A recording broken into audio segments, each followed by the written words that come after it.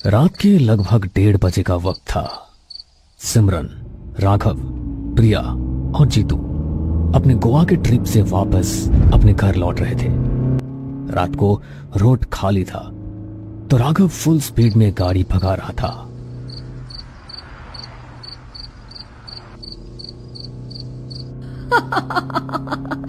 हमने बोला था कि हमें घर जल्दी पहुंचना है, लेकिन इतना भी जल्दी नहीं पहुंचना। इतनी तेज गाड़ी चलाएगा तो घर पहुंचने का तो पता नहीं, तू हमें कहीं और ही पहुंचा देगा।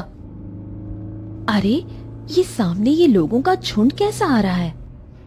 राघव ने अचानक गाड़ी रोकी तो देखा कि गांव के आदिवासियों का एक बड़ा सा झुंड कोई अजीब सा लोकगीत गाते हुए हाथों में जलते दिए लिए उनकी गाड़ी की दिशा में ही बढ़ता हुआ आ रहा था।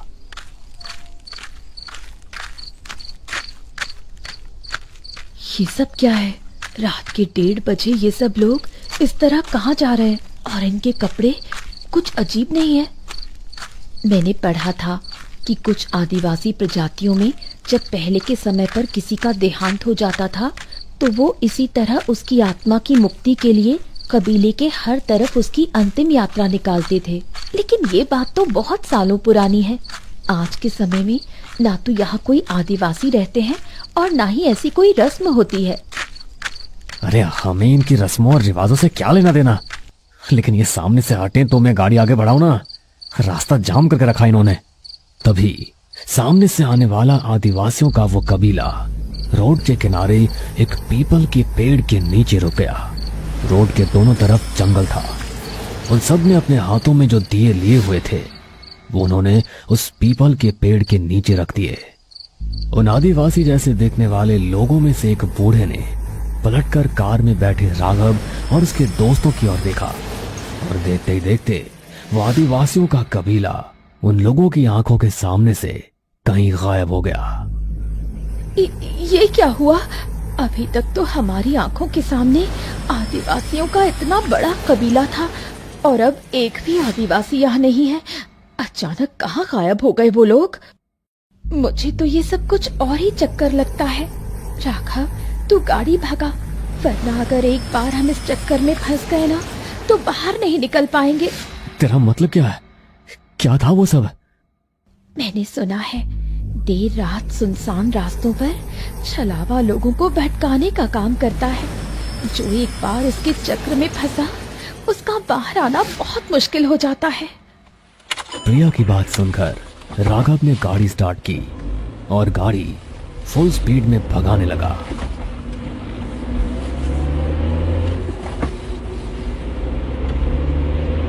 गाइस, मैंने सुना है कि अगर किसी को छलावा लग जाए तो किसी सेफ जगह पर रुक जाना चाहिए, वरना हम सब छलावे में घूमते रहेंगे। छलावा एक ऐसी शक्ति है जो चाहे तो हमें कुछ भी दिखा सकता है, किसी का भी रूप धर सकता है, हमें कहीं भी भटका सकता है। लेकिन अगर हम ऑलरेडी छलावे में फंस चुके हैं तो कोई भी जगह हमारे लिए सेफ कैसे हो सकती है? कैसे पता चलेगा कि सामने दिख रही जगह सेफ है, छलावा नहीं? अरे एक मिनट, वो देखो, वहां शायद कोई रिजॉर्ट या गेस्ट हाउस है। आई थिंक हमें आज वहीं पर रुक जाना चाहिए, कल सुबह होते निकल जाएंगे।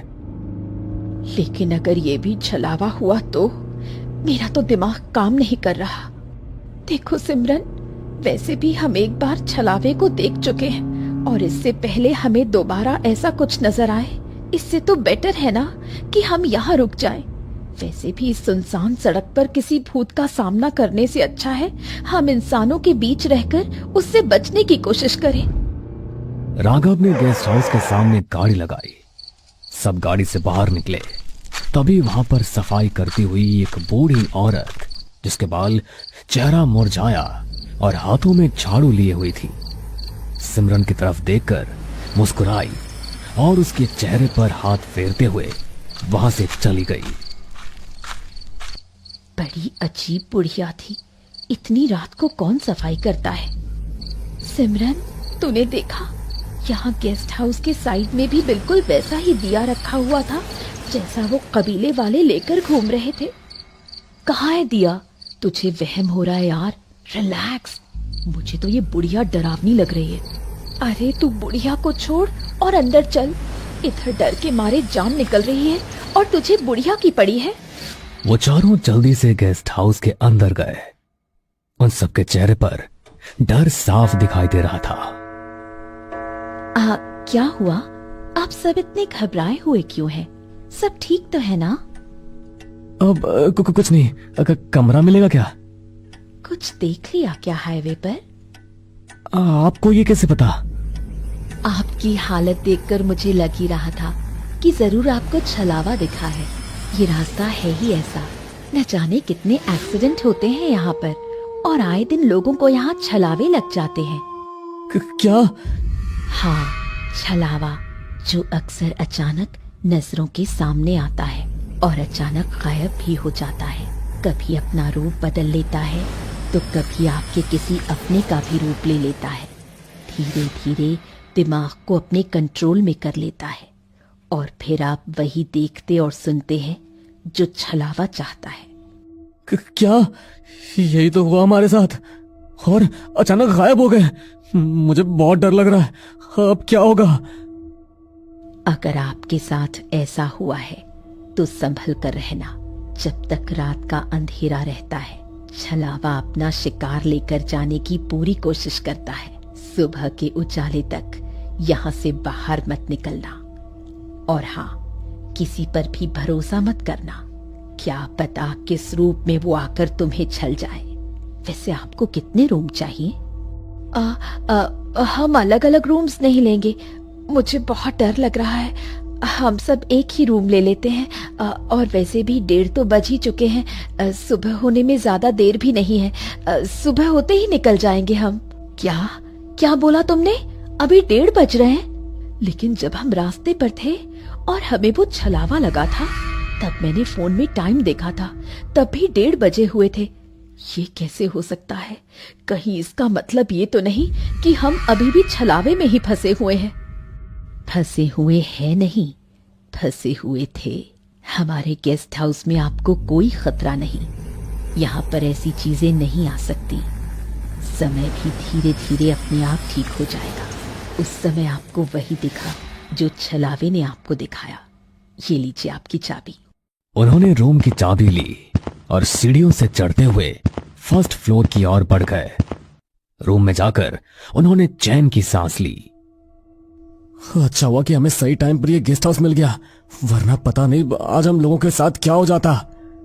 तुम्हें ये गेस्ट हाउस कुछ अजीब सा नहीं लग रहा?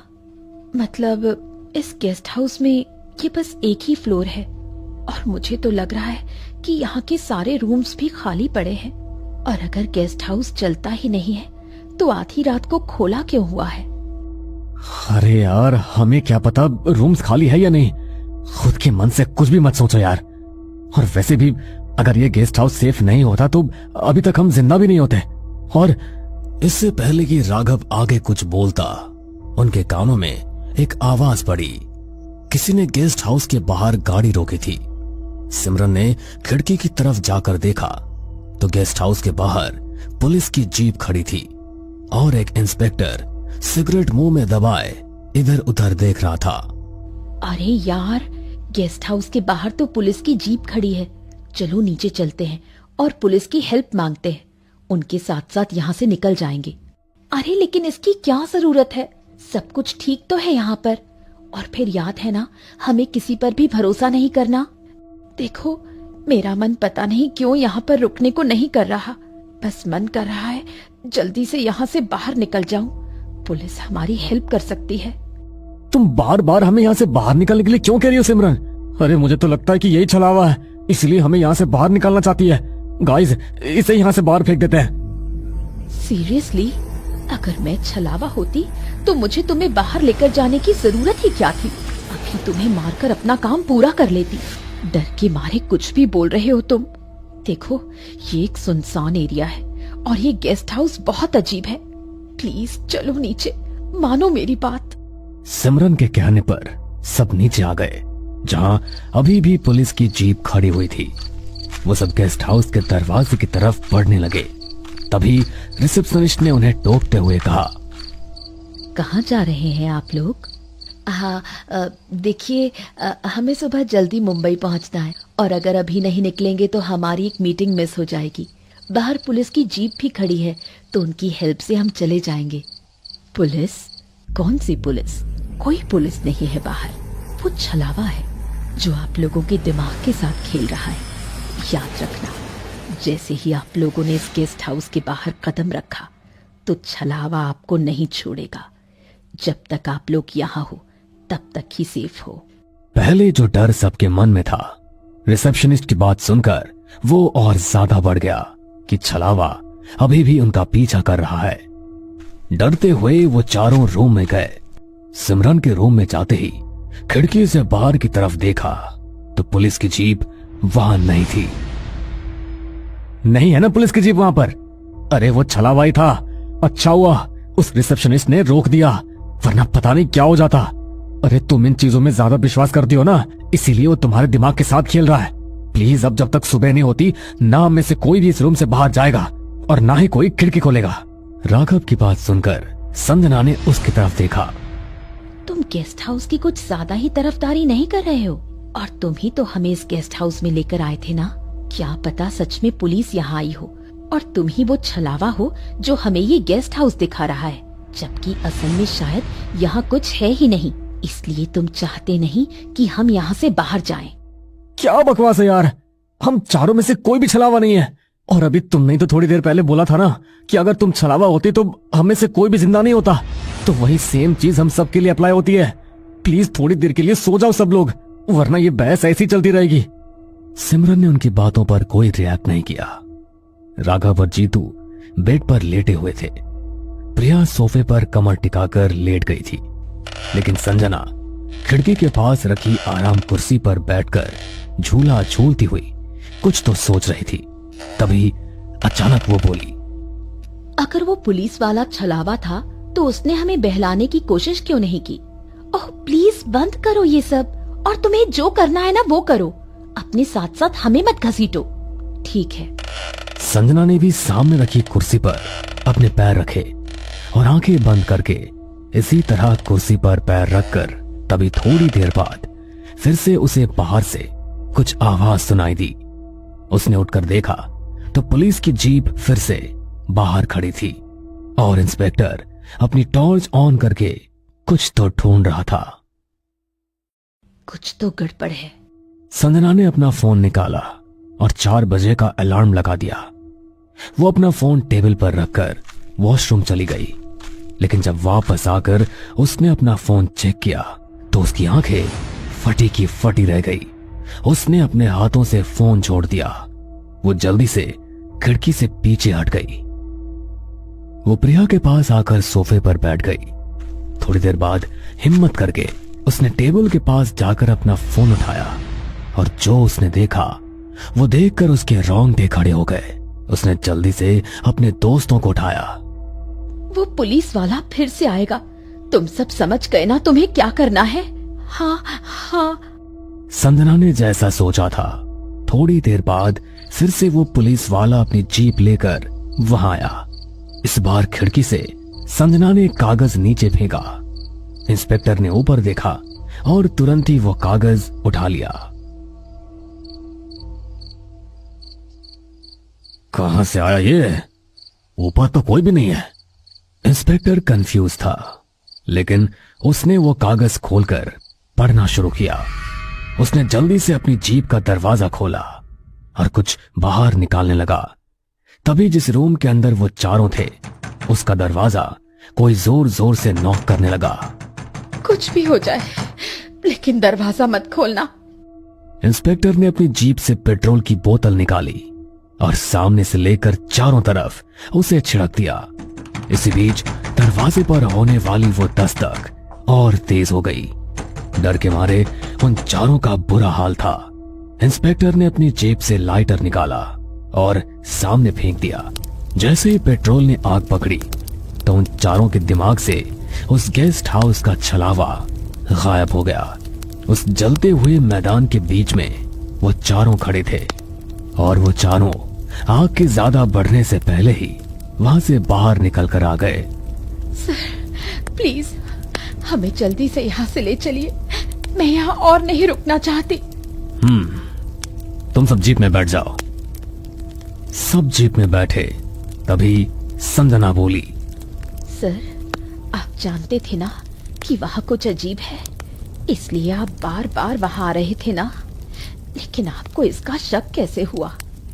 क्योंकि इस एरिया में ऐसे बहुत हादसे होते हैं जहाँ लोग एक बार गायब होते हैं तो दोबारा नहीं मिलते, इसीलिए यहाँ का लाइव फुटेज हमेशा हमारे सिस्टम में चलता रहता है। मैंने रात को एक गाड़ी को यहाँ आते हुए देखा, लेकिन इस लोकेशन पर आकर गाड़ी खराब हो गई। मैं समझ गया था कि कुछ तो गड़बड़ है, इसलिए मैं बार बार यहाँ पर आ रहा था। लेकिन संजना, तुम्हें कैसे पता चला कि असली छलावा वो गेस्ट हाउस है? जब मैं खिड़की के पास बैठी थी और दूसरी बार जब वहाँ पुलिस की जीप आई तो एक बार को मैं भी डर गई और मेरे फोन में कब कैमरे का ऑप्शन खुल गया मुझे पता ही नहीं लगा। बाद में जब मैं वॉशरूम गई और वापस आकर मैंने टाइम देखने के लिए फोन उठाया तो कैमरा ऑन था और उस फोटो में पुलिस और पुलिस की जीप साफ दिख रही थी। तो मुझे लगा कि ऐसी चीज तो कैमरे में रिकॉर्ड ही नहीं होती, लेकिन फिर भी मैंने कंफर्म करने के लिए दोबारा कैमरा ऑन किया और जब मैंने रूम की रिकॉर्डिंग की तो सब कुछ ब्लर हो गया। बस तुम तीनों कैमरा में साफ दिखाई दे रहे थे, लेकिन वहाँ कोई बैकग्राउंड नहीं था। तब मुझे कंफर्म हो गया कि असली छलावा ये गेस्ट हाउस है और इसी वजह से पुलिस भी गेस्ट हाउस को देख नहीं पा रही। वरना अगर पुलिस ने गेस्ट हाउस देख लिया होता तो गेस्ट हाउस के अंदर भी आ सकती थी। इसलिए जब अगली बार पुलिस की जीप आई तो मैंने पेपर पर सब लिखकर नीचे फेंका और हम सब बच गए। वरना अगर शायद थोड़ी देर और होती तो छलावा हमें भी अपने साथ ले जाता। संजना और उसके दोस्तों की किस्मत अच्छी थी, लेकिन हर दिन उस सड़क पर आने वाले लोग खुशकिस्मत नहीं होते। अपने शिकार के इंतजार में वो खूनी छलावा हर रात जाल बिछाए रहता है। क्या आपने कभी